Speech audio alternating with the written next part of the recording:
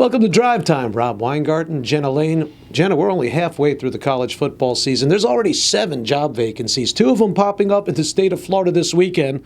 The folks in Miami deciding they can't wait any longer. It's time to get rid of Al Golden, and who can blame them?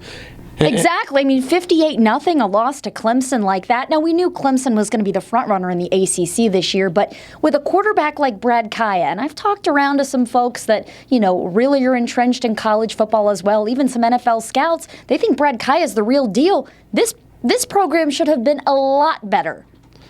Is it really a desirable job, though? I mean, think about it. Miami's a private institution. The enrollment's over 16,000. The glory days are in the past. Hey, Ed Reed said he'd coach it. I'd be okay with that. Does he have any coaching experience, though? Do you really want the Miami job? Remember, too, they've got these loud alumni, a lot of former NFL players with a lot of juice who think the glory days are still in front. They may be in the past for Miami. Your college champions these days, big state-run institutions. Well, you really need to get back to what Miami did under Howard Schnellenberger and really just continue on with that. And that was keeping a fence around that Miami area. You have so much talent down there. It's like a fertile crescent of football. You've got to be able to keep those kids in Miami. So many of those kids are going off to schools like West Virginia or, even they're not even staying in the state of Florida. They're going to other places, whether they go to USC or Cincinnati. I mean, the state of Florida is so abundant with talent. A lot of the kids, of course, going to FSU. You've got to keep them in state. Not just that, but you've got to keep them right there. There needs to be a sense of pride in playing for Miami, playing from where you came from.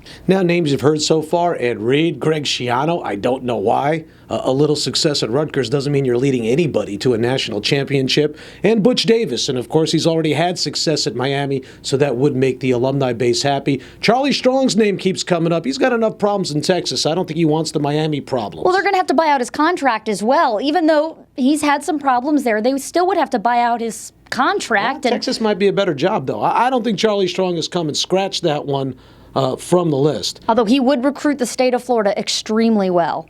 And then on the other page, we've got George O'Leary taking a page from the Steve Spurrier book.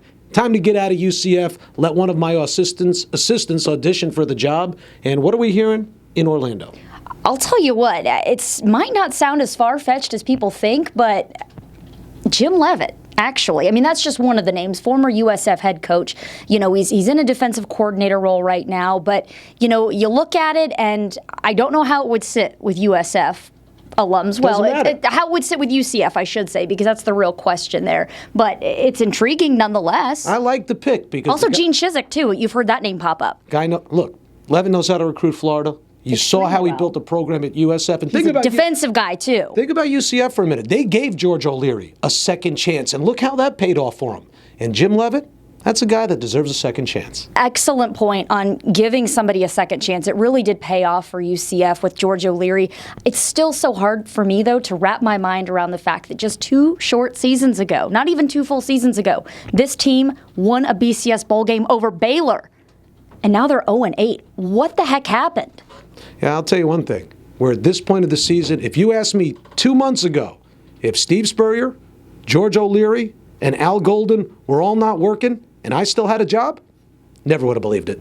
Notice you didn't put Steve Sarkisian on the list there, though.